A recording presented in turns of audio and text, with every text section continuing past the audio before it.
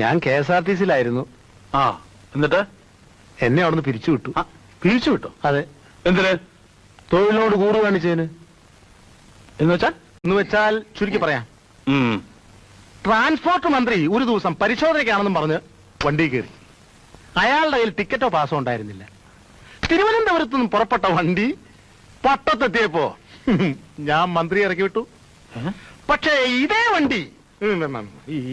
വണ്ടി എറണാകുളത്തെത്തിയപ്പോ dismissal order തന്ന് department എന്നെ ഇറക്കി വിട്ടു.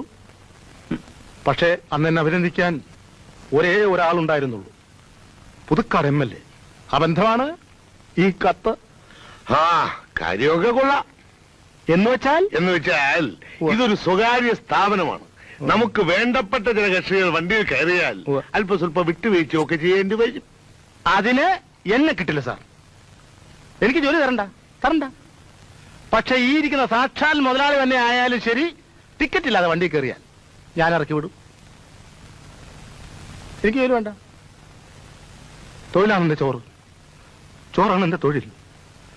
ഇത് രണ്ടുമാണ് എന്നെ വഴിയാധാരം.